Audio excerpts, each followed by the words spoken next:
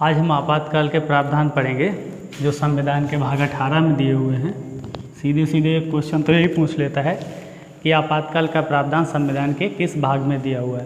तो ये जो हमारा टॉपिक है ये वनडे एग्जाम के लिए, पीसीएस और आरओ के लिए इम्पोर्टेंट है। पूरा टॉपिक कवर करेंगे और इस टॉपिक के तहत हम इन सब टॉपिक को कवर करेंगे।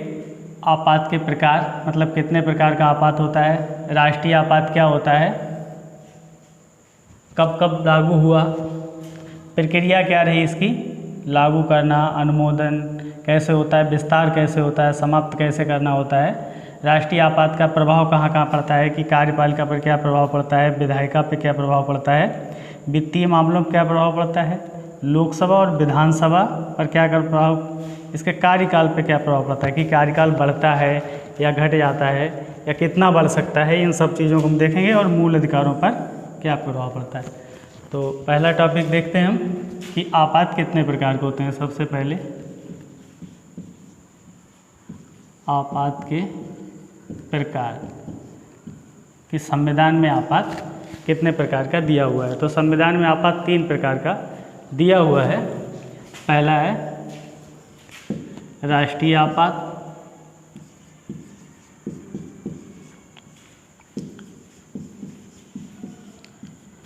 जो कि आता है आर्टिकल 352 के तहत। फिर आता है राष्ट्रपति शासन नाम से, जिसे राज्य आपात या राष्ट्रपति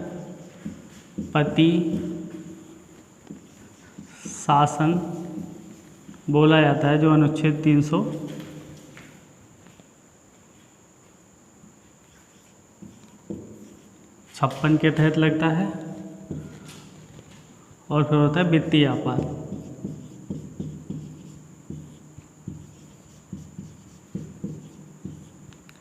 जो आर्टिकल 360 के तहत लगता है। तो ये हमें 3 आर्टिकल याद रखने हैं कि किस किस अनुच्छेद के तहत कौन कौन सा आपातकाल लागू होता है। तो राष्ट्रीय आपात लागू होता है अनुच्छेद 352 के तहत, मतलब 352 में इसका प्रावधान है, और राष्ट्रपति शासन का प्रावधान 356 में, और वित्तीय आपात का प्रावधान 360 में। अब हम देखते हैं कि इस राष्ट्रीय आपात को कैसे लागू किया जाता है, इसके बारे में डिटेल से। बाकी राष्ट्रपति शासन और वित्तीय आपात के बारे में बाद में पढ़ेंगे। इनकी घोषणा, एक टॉपिक यहाँ पर ये देख लेते हैं, इनकी घोषणा कौन करता है।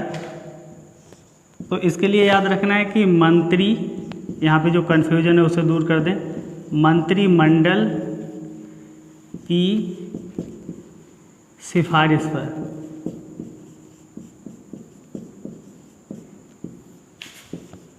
इसको लागू करते हैं राष्ट्रपति महोदय। देखिए ये मंत्रिमंडल की सिफारिश पर, ये मंत्री परिषद की सिफारिश पर इसे भी राष्ट्रपति महोदय लागू करते हैं।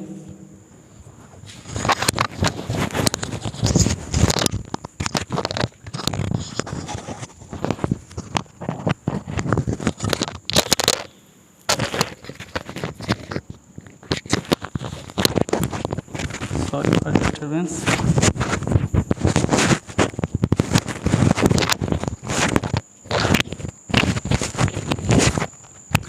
इसे भी राष्ट्रपति महोदय लागू करते हैं और इसे भी मंत्री परिषद की सिफारिश पर ही लागू किया जाता है, और इसे भी राष्ट्रपति महोदय लागू करते हैं। तो हमें ध्यान रखना है कि यहाँ मंत्रिमंडल क्यों, और ये शब्द कहाँ से है, ये मंत्री परिषद और यहाँ मंत्री परिषद क्यों। तो तीनों में यहाँ मंत्री मंडल शब्द है, ये पहले मूल संविधान में नहीं था, लेकिन इसे 44वें संविधान संशोधन 1978 के द्वारा जोड़ा गया। तो 44वां, तो ये मंत्री परिषद 44वें संविधान संशोधन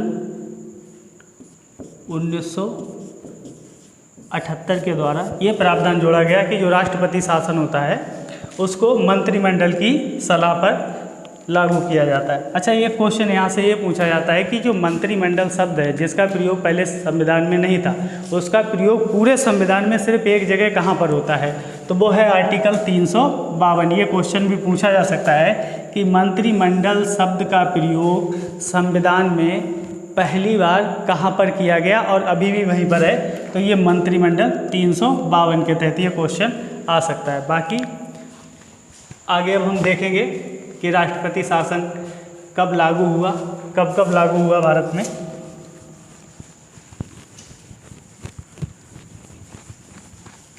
तो राष्ट्रपति शासन 3 बार लागू हुआ। तो क्या 3 बार लागू हुआ तो 3 बार ही हटा या 3 से कम बार हटा? ये क्वेश्चन कई बार एग्जाम में पूछा जाता है कि शासन लागू कितनी बार हुआ। तो राष्ट्रपति शासन भारत में 3 बार लागू हुआ। राष्ट्रीय आपात भारत में 3 बार लागू हुआ। इसकी वजह जान लेते हैं और सन जान लेते हैं। तो जो पहला लगा था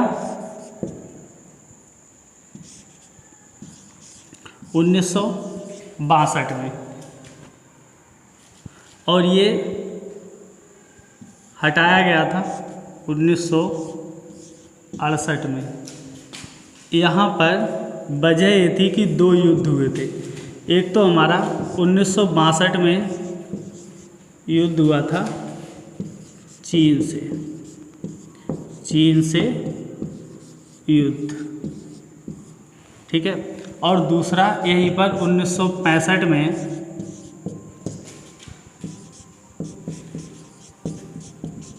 पाकिस्तान से युद्ध हुआ।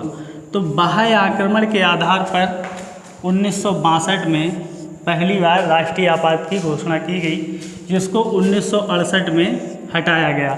और इसका कारण क्या था कि चीन से युद्ध और पाकिस्तान से युद्ध, ये बात ध्यान रखनी है। दूसरा जो हमारा आपातकाल लगा है वो लगा है 1971 में, और इसको कब हटाया गया ये बाद में बताएंगे, आप तब तक गैस करिए। और दूसरा आपातकाल जब ये आपातकाल चल रहा था उसी दौरान दूसरा आपातकाल लगा 1975 में, और ये दोनों मिला के हटाए गए 1977 में। इन 4 डॉट के याद रखिए। आपातकाल लागू 3 बार हुआ लेकिन हटा 2 बार में। 1971 का आपातकाल क्यों लागू किया गया था? क्योंकि उस समय चाइना से 1971 में पाकिस्तान से 1971 में हमारा युद्ध हो गया था। तो पाकिस्तान ने आक्रमण कर दिया था हम पर। बताओ, ऐसे भी दिन थे उस समय पाकिस्तान आक्रमण कर देता था हम पे। और 1975 में आंतरिक अशांति के आधार पर, आगे हम जब आपको आधार पढ़ाएंगे कि किस किस के आधार पर राष्ट्रीय आपातकाल लागू हो सकता है, तो आंतरिक अशांति के आधार पर इंदिरा गांधी के समय में ये आपातकाल की घोषणा हुई थी।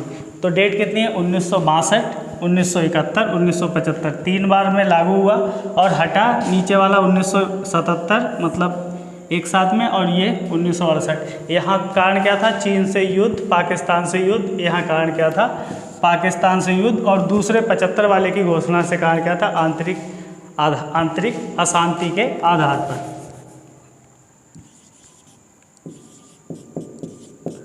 आंतरिक अशांति के आधार पर। तो यहाँ से एक क्वेश्चन और बनता है कि एक आपातकाल लागू है, तो क्या दूसरा आपातकाल लागू किया जा सकता है? तो हाँ, दूसरा आपातकाल लागू किया जा सकता है, और किया जा क्या सकता है, किया गया था। लेकिन ये प्रावधान मूल संविधान में नहीं था कि एक आपातकाल लागू हो और दूसरा आपातकाल लागू कर दिया जाए। मूल संविधान में नहीं था। तो कब आया? इसके लिए इंदिरा गांधी सरकार में 1975 में 38वां संविधान संशोधन हुआ। संविधान संशोधन, वहाँ से ये प्रावधान लाया गया कि देश में एक आपातकाल लागू होने के बावजूद भी दूसरा आपातकाल लागू किया जा सकता है। तो एक साथ 2 आपातकाल लागू हो सकते हैं। तो आपातकाल लागू होने के अब 3 आधार होते हैं, वो भी देख लीजिए यहाँ। आधार वैसे तो बता दिए हैं। पहला आधार होता है युद्ध, दूसरा बाह्य आक्रमण। युद्ध और बाह्य आक्रमण में क्या अंतर है? युद्ध है, ये बाह्य आक्रमण है। युद्ध मतलब हमारा किसी से युद्ध हो जाए, हम भी उस पर आक्रमण कर सकते हैं और वो भी हम पे, तो हमारा युद्ध हो गया। दूसरा बाह्य आक्रमण, जब हम पर कोई आक्रमण कर दे। और तीसरा है, अब है सशस्त्र विद्रोह। सशस्त्र विद्रोह। पहले कौन सा शब्द था यहाँ पर? आंतरिक अशांति। लेकिन 44वें संविधान संशोधन द्वारा, 44वां संविधान संशोधन इसमें बहुत इंपॉर्टेंट है। 44वें संविधान संशोधन द्वारा सशस्त्र विद्रोह शब्द जोड़ दिया गया और आंतरिक अशांति शब्द हटा दिया गया। तो इसको एक बार फिर से आराम से समझ लीजिए कि जो आपातकाल लागू करने के आधार कौन कौन से हैं? युद्ध या बाह्य आक्रमण। तीसरा आधार है सशस्त्र विद्रोह, जो कि पहले आंतरिक अशांति था, लेकिन 44वें संविधान संशोधन के द्वारा इसे सशस्त्र विद्रोह कर दिया गया। राष्ट्रीय आपातकाल कितनी बार लागू हुआ? राष्ट्रीय आपातकाल 3 बार लागू हुआ। कब कब लागू हुआ? 1962 में, 1971 में, 1975 में। कब कब हटाया गया? 1968 में हटाया गया, उसके बाद 1977 में हटाया गया, जो दोनों एक साथ हटा दिए। पहले का कारण क्या था? चीन के साथ युद्ध, 65 में पाकिस्तान के साथ युद्ध। दूसरे का कारण था पाकिस्तान के साथ युद्ध, ऊपर से आंतरिक अशांति के आधार पर आपातकाल लगाया गया था। और आंतरिक अशांति और एक साथ 2 आपातकाल लागू करने की शर्त कब रखी गई थी? 1975 में 38वें संविधान संशोधन द्वारा। तो ये समझ लीजिए, यहाँ से कई सारे क्वेश्चन बनेंगे, डेट भी पूछी जा सकती है और किसका कारण था कि किसके साथ हमारा कब युद्ध हुआ था। और ये युद्ध की डायरेक्ट भी डेट पूछी जाती है कि किससे 62 में किससे युद्ध हुआ, 65 में किससे युद्ध हुआ, 71 में किससे युद्ध हुआ और इनके कारण आपातकाल। तो ये जो समय था 62 से लेके और लगभग 80 तक का समय हमारे लिए अच्छा नहीं था, क्योंकि उस समय जनसंख्या विस्फोट भी हो रहा था और राजनीतिक में भी बहुत उथल पुथल हो रही थी। तो ये टॉपिक हमने क्लियर कर लिया कि राष्ट्रीय आपात कब लागू हुआ। अब हम देखते हैं कि इसे लागू करने की प्रक्रिया क्या होती है। यहाँ से ज़्यादातर क्वेश्चन आते हैं और प्रक्रिया थोड़ी कठिन भी है, लेकिन उसको हम डायग्राम से अच्छे से आपको समझा देंगे कि एक बार में ही समझ में आ जाए।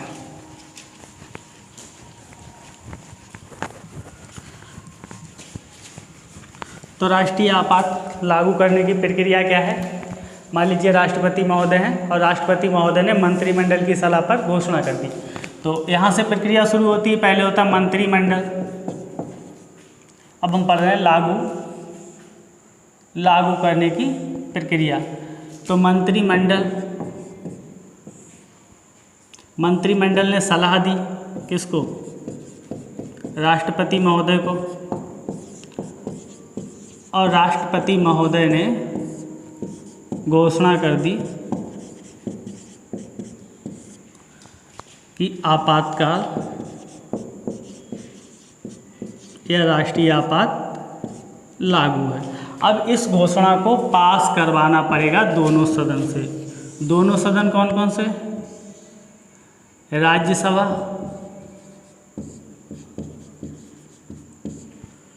लोकसभा। अब कोई ये पूछ सकता है कि कौन सी सभा में पहले पास करवाना पड़ेगा? तो किसी में पहले पास करवा लो, ऐसा कोई विशेष प्रावधान नहीं है।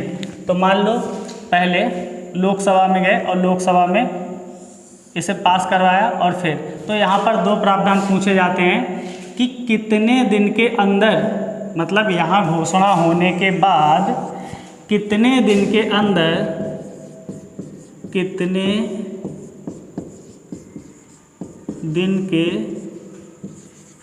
अंदर घोषणा को पास करवाना है। कितने दिन के अंदर घोषणा पास हो जानी चाहिए। और जब घोषणा पास होगी, जब अनुमोदन होगा संसद का, तो कितने बहुमत से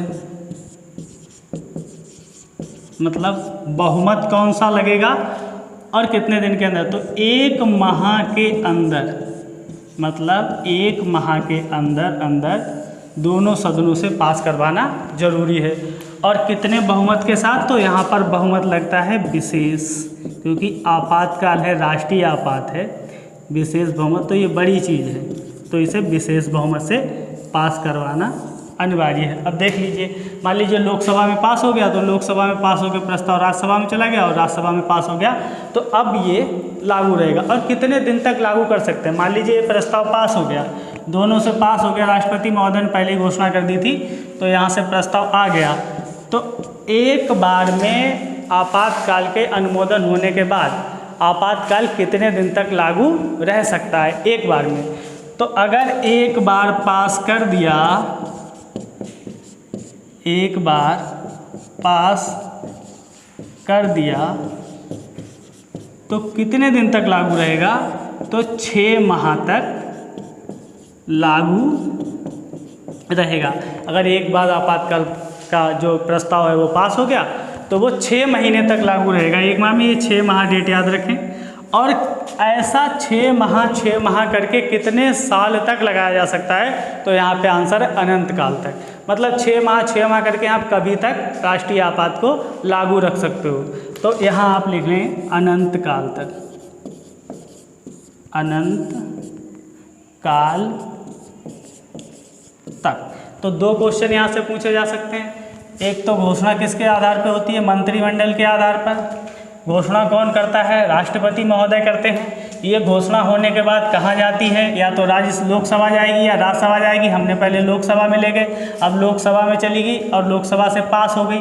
और पास होने के कितने दिनों के अंदर पास होना जरूरी है? 1 महीने के अंदर पास होना जरूरी है। कितने बहुमत चाहिए? तो विशेष बहुमत चाहिए।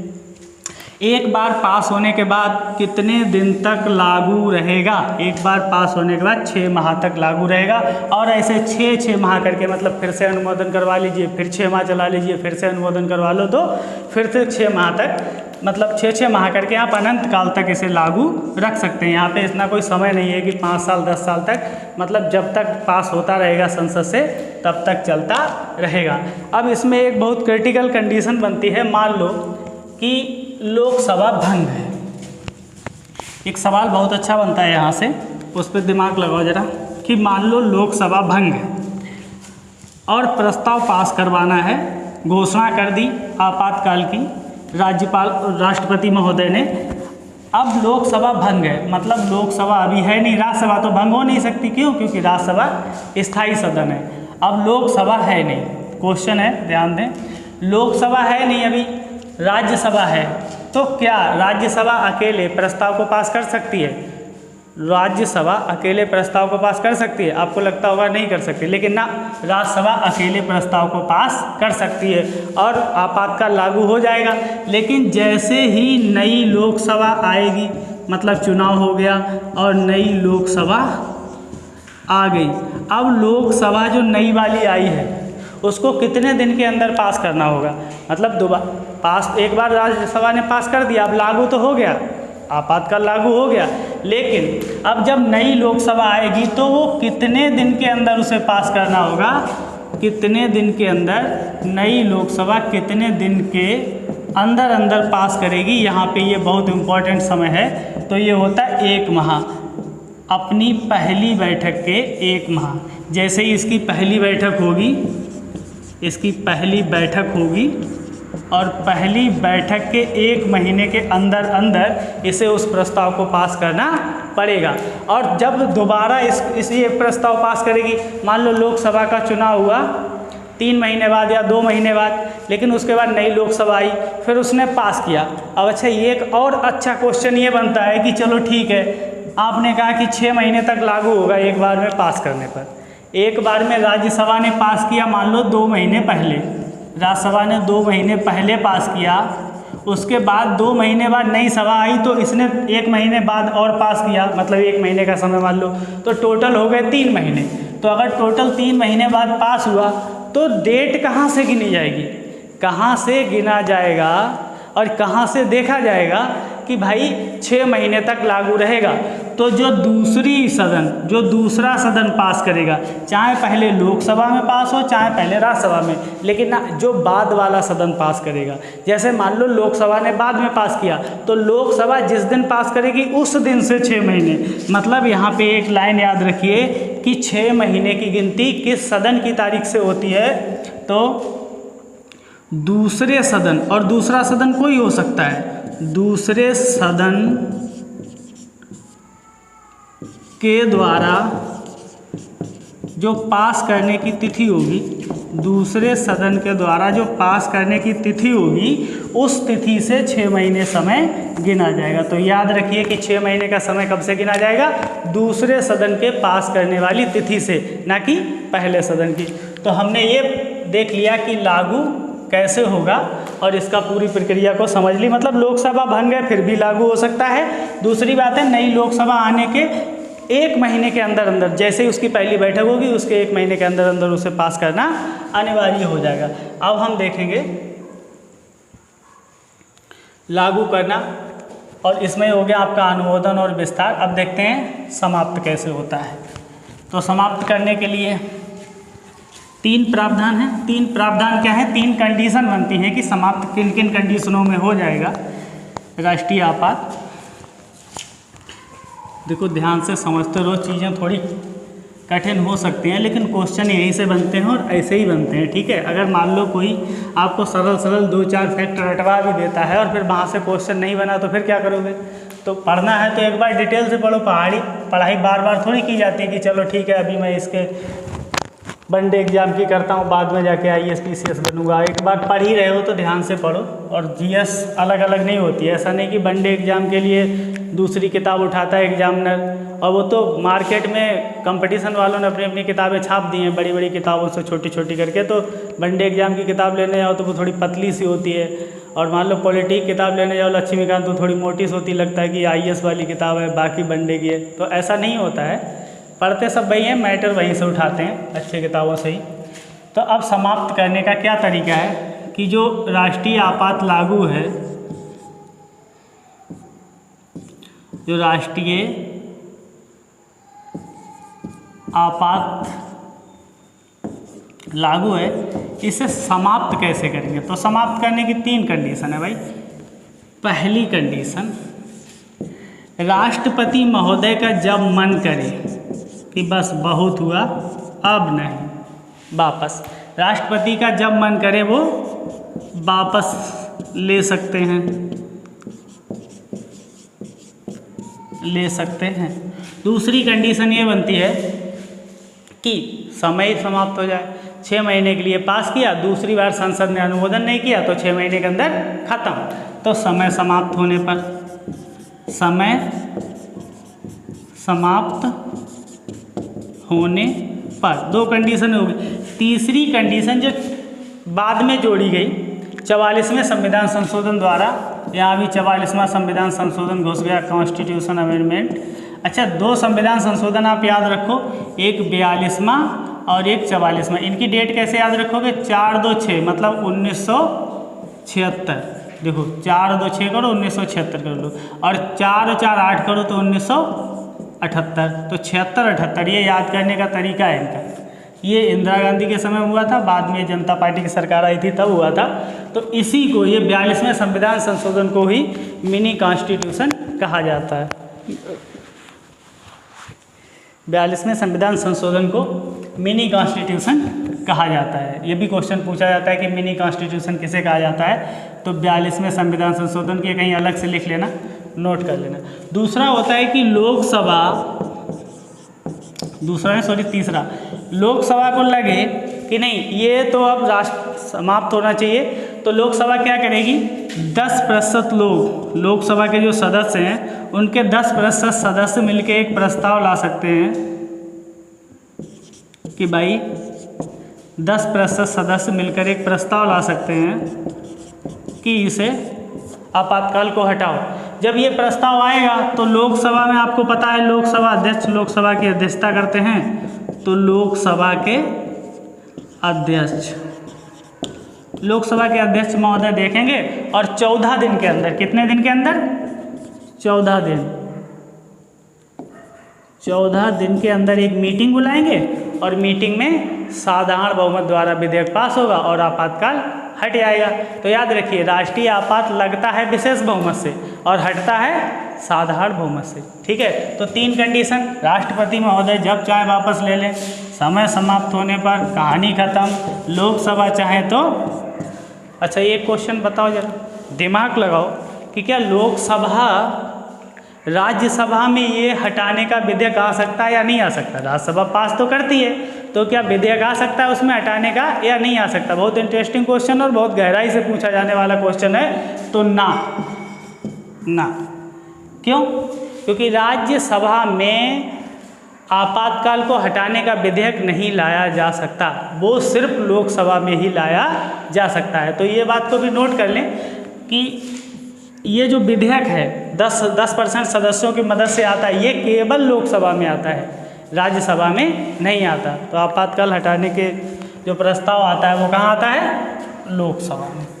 तो हमने समाप्त करने के अब राष्ट्रीय आपात के प्रभाव देख लेते हैं कि क्या क्या प्रभाव पड़ते हैं। ये मिनी कॉन्स्टिट्यूशन याद रखना 42वां, क्या क्या प्रभाव पड़ते हैं इसके, इसको देख लो। प्रभाव इम्पॉर्टेंट है, एक एक को लेते हैं। पहले कार्यपालिका पर क्या प्रभाव पड़ता है?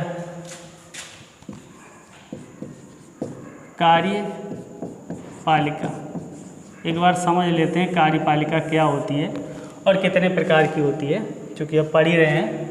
तो देखिए, ये होती है संसद, ऊपर वाला सदन आरएस मतलब राज्यसभा ही होता है, ठीक है।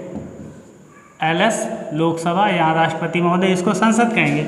यहीं पर होगी मंत्रिपरिषद, मिनिस्ट्रियल मंत्रिपरिषद होती है, लोकसभा में बैठते हैं। तो ये मंत्रिपरिषद जो होती है वो होती है कार्यपालिका। इस मंत्रिपरिषद को क्या कहते हैं? सरकार कहते हैं। किसकी सरकार है? तो इसी कार्यपालिका को सरकार भी बोल दिया जाता है। इसी कार्यपालिका जो मंत्रिपरिषद होती है उसे ही सरकार बोला जाता है और उसे ही कार्यपालिका। लेकिन कार्यपालिका दो प्रकार की होती है। एक कार्यपालिका होती है अस्थायी, मतलब जो 5 साल बाद आए जाए चुनाव के समय। एक होती है स्थायी। अब ये जान के तुम्हें खुशी होने वाली है कि स्थायी कार्यपालिका का हिस्सा आप लोग बनने वाले हो। जिसकी नौकरी लगती है वो स्थायी कार्यपालिका का हिस्सा होता है। वो एक बार नौकरी लग गई तो रिटायरमेंट तक काम करता रहता है। तो वो स्थायी कार्यपालिका, मतलब जो कर्मचारी होते हैं, अधिकारी कर्मचारी, वो सब स्थायी कार्यपालिका का हिस्सा होते हैं। और ये जो मंत्री लोग, ठीक है, मंत्रिपरिषद, ये अस्थायी कार्यपालिका का हिस्सा होता है। तो कार्यपालिका आपने समझ ली। कार्यपालिका पे क्या प्रभाव पड़ेगा ये देख लेते हैं। कार्यपालिका पर प्रभाव,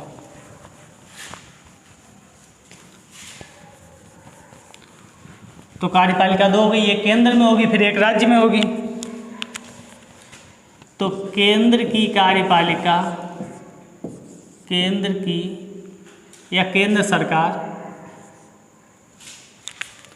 सॉरी राष्ट्रपति लिख लें, राष्ट्रपति महोदय, राष्ट्रपति महोदय राज्य जैसे उत्तर प्रदेश, मध्य प्रदेश, राजस्थान, झारखंड, केरल, हरियाणा, पंजाब, चंडीगढ़ केंद्र शासित प्रदेश है। राज्य की कार्यपालिका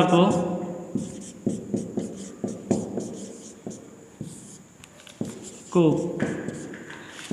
निर्देश दे सकते हैं। निर्देश शब्द याद रखें, कोई भी निर्देश दे सकते हैं कि जैसे राष्ट्रपति ने कहा कि ऐसा काम करोगे राज्य से या ऐसा काम नहीं करोगे, निर्देश दिया जाता है। तो कार्यपालिका पे प्रभाव पड़ता है कि वो निर्देश दे देते हैं। विधायिका पे क्या प्रभाव पड़ता है? विधायिका किसे कहते हैं? जितने भी सांसद लोग चुने हुए होते हैं और संसद में बैठते हैं उसको विधायिका कहते हैं। तो कार्यपालिका बड़ी होती है, विधायिका बड़ी होती है। विधायिका में जितने भी सदस्य होते हैं संसद के या राज्य विधानमंडल के वो सब आते हैं। लेकिन कार्यपालिका में केवल वो जो मंत्री होते हैं और जो प्रधानमंत्री या मुख्यमंत्री होते हैं वो कार्यपालिका। तो विधायिका में क्या होता है? राज्य विधायिका पर, जो राज्य की विधायिका होती है, मतलब राज्य की विधायिका का काम होता है कानून बनाना। तो राज्य की विधायिका के कानून बनाने की शक्ति होती है। आपने पढ़ा होगा संवर्ती सूची, मतलब अनुसूची 7 में जो संघ सूची, राज्य सूची और संवर्ती सूची है। तो राज्य सूची पर कानून बनाने का अधिकार किसको है? राज्य की विधायिका को। तो विधायिका या विधानमंडल को कानून बनाने का अधिकार। तो वो राज्य सूची पर ही भी अब कौन कानून बनाएगा? केंद्र सरकार। तो आपातकाल के दौरान जो राज्य सूची के विषय होते हैं, राज्य सूची जिन्होंने नहीं पढ़ी है वो देख लें। 3 सूचियाँ होती हैं, केंद्र सूची, राज्य सूची और समवर्ती सूची। समवर्ती, इनमें कुछ कुछ विषय होते हैं, उन पर इस पे केंद्र सरकार बनाता है सेंट्रल, राज्य सूची पर स्टेट सरकार बनाता है, कानून बनाता है, और समवर्ती सूची पर सेंट्रल प्लस स्टेट। तो ये समीकरण के तरीके से याद कर लें, कभी नहीं भूलेंगे। बाकी रट्टा मारो, जिंदाबाद वाली वो बात नहीं है। आप रट्टा मारते रहोगे तो नहीं याद होगा। ऐसे करके डायग्राम में देख लोगे कि अनुसूची, 7वीं अनुसूची, 7वीं अनुसूची, 7वीं अनुसूची में कितनी सूचियाँ होती हैं? 3 सूचियाँ होती हैं। कौन कौन सी होती हैं? केंद्र सूची को संघ सूची भी कहते हैं, कभी कभी भाषा में भी क्वेश्चन गलत करवा लेता है एग्जामिनर।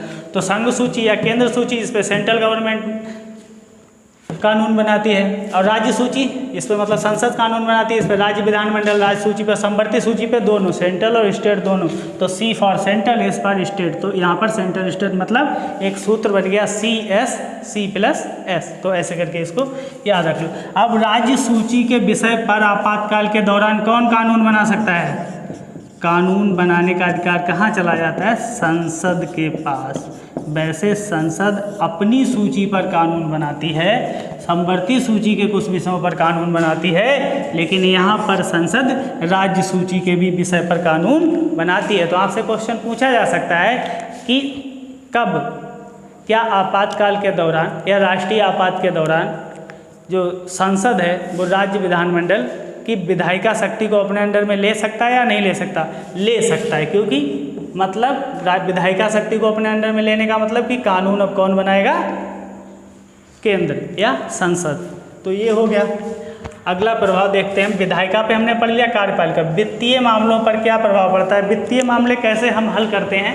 तो देखिए, छोटा सा सूत्र होता है, अनुच्छेद 280 पढ़ा होगा आपने, उसमें होता है वित्त आयोग। ठीक है, तो वित्त आयोग हर 5 साल में उसका गठन किया जाता है, राष्ट्रपति महोदय उसका गठन कर देते हैं।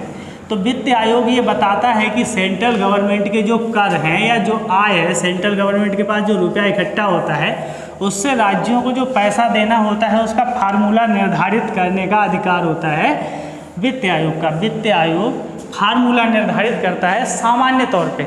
ठीक है, तो मान लो थोड़ा वित्त आयोग के बारे में आपको बता दें, तो ये वित्त आयोग होता है। वित्त आयोग, इसका प्रावधान अनुच्छेद 280 के तहत है, राष्ट्रपति महोदय इसका गठन करते हैं, और ये फार्मूला तय करता है, फार्मूला तय करता है कि जो केंद्र के राजस्व है या जो केंद्र के कर हैं, उनमें बहुत से जो हमारे राज्य हैं उनको कितना हिस्सा दिया जाएगा, कर में कितना हिस्सा दिया जाएगा। मतलब उत्तर प्रदेश को कितना दिया जाएगा, हरियाणा को कितना, केरल को, तमिलनाडु को कितना, आंध्र प्रदेश को कितना, तेलंगाना को कितना, छत्तीसगढ़ को कितना, मध्य प्रदेश, झारखंड कितना कितना दिया जाएगा। तो उसका फार्मूला तय करता है। लेकिन जैसे ही लगता है आपातकाल, तो इस फार्मूले में परिवर्तन करने का अधिकार मिल जाता है राष्ट्रपति महोदय को। इसीलिए तो यहाँ पे देखने कि वित्तीय मामलों पर क्या प्रभाव पड़ता है। वित्तीय मामलों पर क्या प्रभाव पड़ता है? तो सिर्फ एक प्रभाव पड़ता है कि जो राष्ट्रपति महोदय होते हैं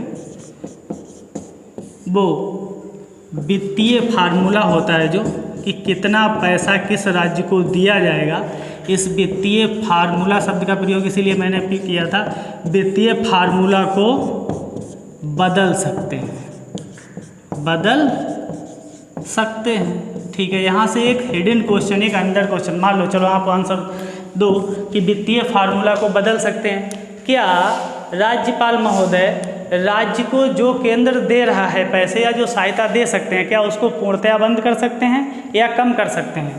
तो यहाँ पर दोनों बातें याद रखिए कि राष्ट्रपति महोदय जो पैसे दिए जा रहे हैं सेंट्रल गवर्नमेंट से स्टेट को, उन्हें कम भी कर सकते हैं, मतलब कम भी कर सकते हैं और समाप्त भी कर सकते हैं, मतलब बंद भी कर सकते हैं। अगर पैसा नहीं है सेंट्रल गवर्नमेंट के पास तो ये एक समीकरण बना, सेंट्रल से स्टेट के लिए जो पैसा जाता है उसे राष्ट्रपति महोदय, पहली बात तो वित्तीय फार्मूला चेंज कर देते हैं। फार्मूला चेंज करने का मतलब यही होता है कि पहले भाई 10 रुपये दे रहे थे, अब 5 रुपये देंगे या 3 रुपये देंगे, ठीक है, कम कर दिया। या पहले किसी स्टेट को 10 रुपये देते थे और दूसरे स्टेट को 5 रुपये देते तो उसको 5 कर दिए, उसको 10 कर दिया, ऐसा फार्मूला चेंज।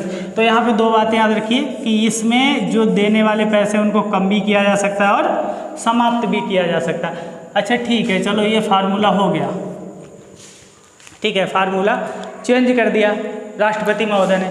तो ये जो फार्मूला नया बना है, ये फार्मूला कब तक लागू रहेगा, कब तक? राष्ट्रपति महोदय ने फार्मूला चेंज कर दिया और तब से फार्मूला चेंज है और राष्ट्रीय आपात समाप्त हो गया।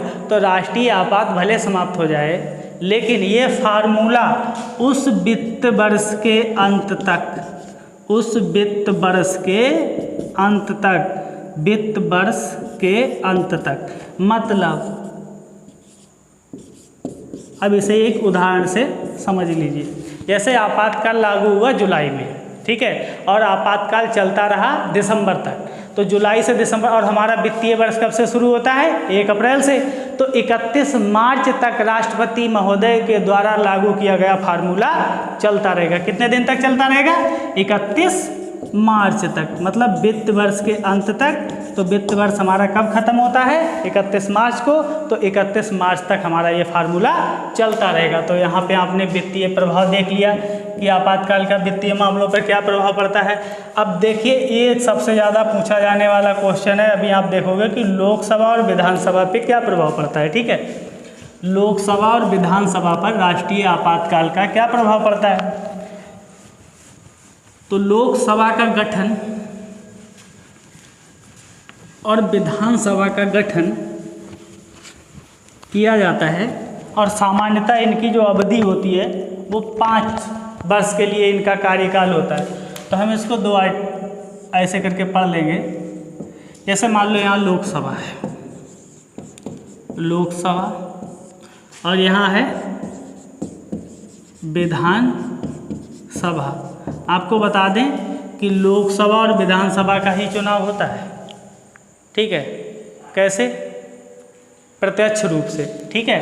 तो ये 5 साल बाद गए, और बाकी जो राज्य परिषद होती है और जो राज्यसभा होती है उनका चुनाव थोड़ा थोड़ा करके होता है। तो ये जो लोकसभा है इसके कार्यकाल पे क्या अंतर पड़ेगा, ठीक है। अगर राष्ट्रीय आपात लागू है तो संसद चाहे तो, संसद कौन? संसद, विधानमंडल नहीं, संसद चाहे तो 1 वर्ष में प्रस्ताव पास करके, 1 बार में प्रस्ताव पास किया और 1 वर्ष इसका कार्यकाल बढ़ा सकती है। मान लो राज्यसभा का लोकसभा का कार्यकाल कितना होता है? 5 वर्ष, और संसद 1 बार में 1 वर्ष बढ़ा सकती है। कितने वर्ष बढ़ा सकती है? 1 वर्ष। तो 1 वर्ष बढ़ा के कितना कर दिया? 6 वर्ष।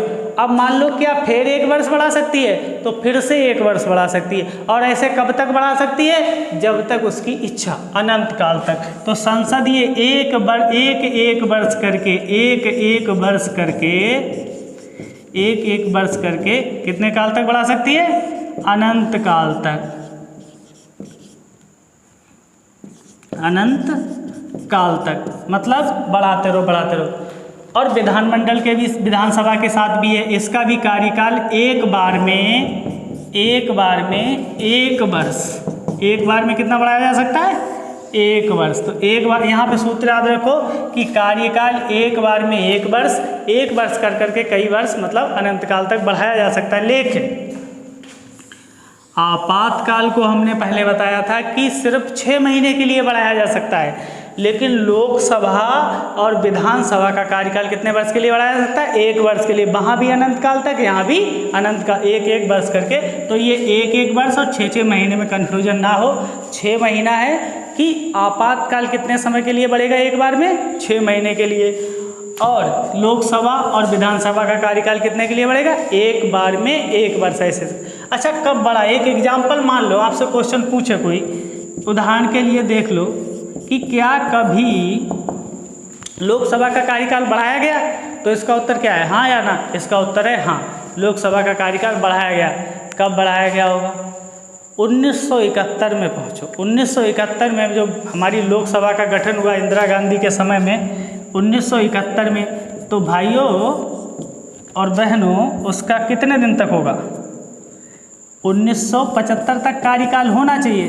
कितना होना चाहिए? 1975 तक। लेकिन एक वर्ष करके कितनी बार बढ़ाया गया? 2 बार।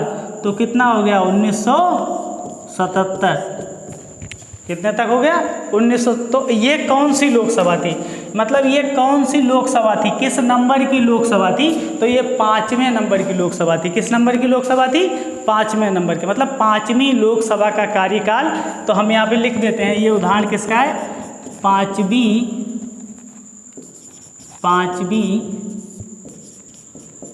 लोकसभा का कार्यकाल कितने वर्ष तक बढ़ाया गया था?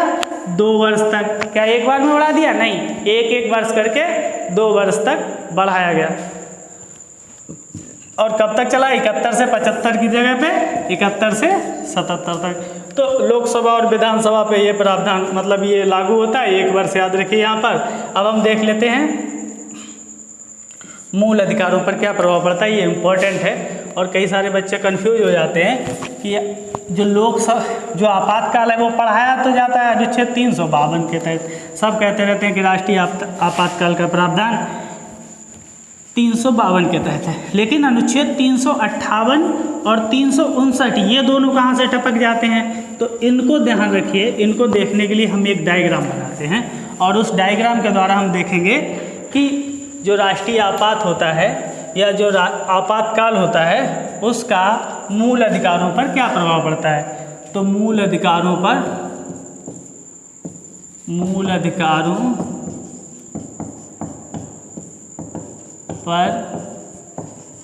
प्रभाव। तो देखिए भाई क्या प्रभाव होता है, इसको देखते हैं हम डायग्राम से। तो कितने तरीके से आपातकाल लागू हो सकता है? एक तो युद्ध हो जाए, ठीक है, आजकल गाने में भी बंदूक चल जाती है, सुना ही होगा। तो युद्ध, बाह्य आक्रमण,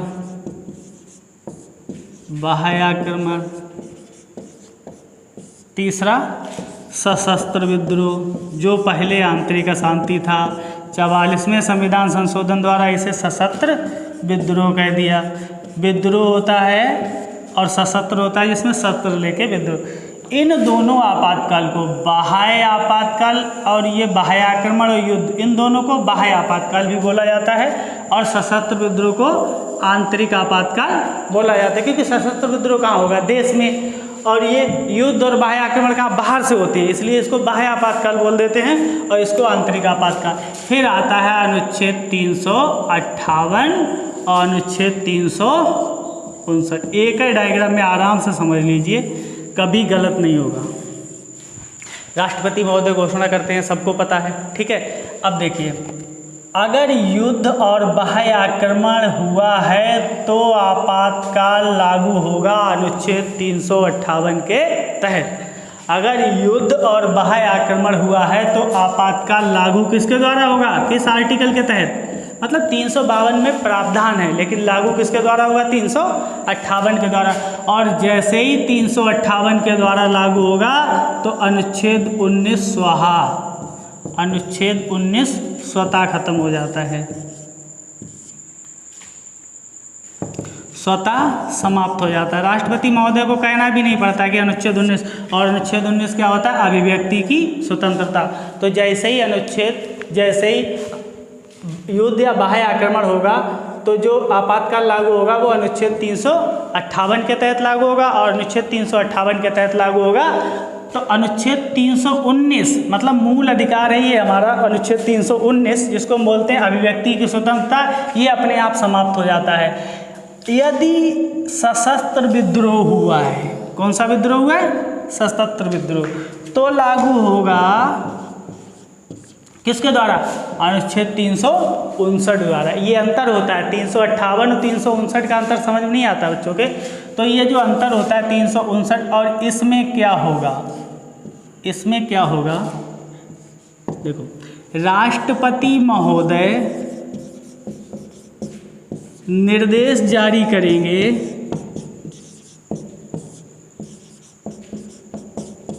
कि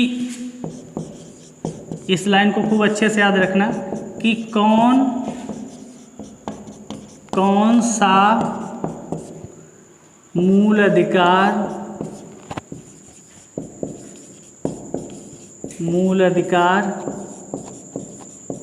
समाप्त होगा। 359 के तहत जब लागू होगा आपातकाल, तब राष्ट्रपति महोदय को क्या करना होगा, एक निर्देश जारी करना होगा या प्रस्ताव बना के देना होगा, अधिसूचना जारी करनी होगी कि कौन कौन सा आपातकाल समाप्त होगा। तो ये एक बहुत अच्छा क्वेश्चन यहाँ से बनता है कि अगर हमारे मूल अधिकार प्रभावित होते हैं तो हम रिट जारी करवाने के लिए सुप्रीम कोर्ट किस आर्टिकल के तहत जाते हैं, अनुच्छेद 32 के तहत, क्योंकि उसमें अनुच्छेद 32 में सुप्रीम कोर्ट की रिट अधिकारिता है। किसके तहत जाते हैं, 32 के तहत, ठीक है। और हाई कोर्ट में किसके तहत जाते हैं, 226 के तहत। अब मूल अधिकार समाप्त होने की बात चल रही है, यहाँ से एक टेक्निकल क्वेश्चन बनेगा, तो क्या अनुच्छेद 32 भी खत्म हो सकता है? हाँ, अनुच्छेद 32 भी खत्म हो सकता है अगर राष्ट्रपति महोदय घोषणा करें तो। एक क्वेश्चन यहाँ से खूब पूछा जाता है, खूब याद करिए और उसको ध्यान रखिए कि वो कौन से दो मूल अधिकार हैं, वो कौन से दो आर्टिकल हैं जो कभी भी खत्म नहीं होते। कब, जब आपातकाल लागू हो। तो उन दोनों को खूब सजा के लिख लो, जो कभी खत्म नहीं होते, नोट करके लिख लो, नोट। वो दो मूल अधिकार जो कभी समाप्त नहीं होते, कभी समाप्त नहीं होते, जो कभी समाप्त नहीं होते, वो कौन कौन से हैं, 20 और 21। कौन कौन से, 20 और 21, ठीक है। तो ये दो आर्टिकल, ये दो मूल अधिकार कभी समाप्त नहीं होती। ये क्वेश्चन खूब पूछा जाता है कि वो कौन से दो आर्टिकल हैं या वो कौन से दो मूल अधिकार हैं जो आपातकाल के दौरान समाप्त नहीं होते। वो कौन सा, 20 और 21। 32 समाप्त हो सकता है, यहाँ राष्ट्रपति घोषणा करते हैं। यहाँ 19 समाप्त होता है, स्वतः समाप्त होता है, बाकी बता सकते हैं, लेकिन यहाँ 19 स्वतः समाप्त नहीं होता है, यहाँ 19 की घोषणा करनी पड़ती है। तो आपके ये समझ में आ गया होगा कि मूल अधिकारों का प्रभाव क्या होता है। तो और बाह्य युद्ध के आधार पर अगर मूल अधिकार हो तो किस अनुच्छेद के तहत लागू होते हैं, सशस्त्र विद्रोह तो किस अनुच्छेद के तहत, और कब कब क्या क्या होता है। तो आज के वीडियो में इतना ही कि राष्ट्रीय आपात तो हमने पढ़ा दिया, बाकी जो दो आपातकाल थे, गर्मी भी बहुत है, देखो पसीना आ रहा है, देखो शेयर और लाइक कमेंट कर दिया करो भाई। मैं मतलब बोल नहीं पाता हूँ, ध्यान नहीं रहता तो कोई लाइक करता ही नहीं। अगर इतनी अच्छी जानकारी मिल रही है और मेहनत करके कोई पढ़ा रहा है तो फिर लाइक तो कर देना चाहिए। तो आप भी कर दो, सब सही लोग हो तो बढ़िया है भाई, करते रहो, थोड़ा सपोर्ट मिलेगा यार। तो ये हो गया, आगे हम पढ़ाएंगे आपको अगले वीडियो में राष्ट्रपति शासन और वित्तीय आपात, वो एक ही वीडियो में समाप्त हो जाएगा। ठीक है, नमस्कार।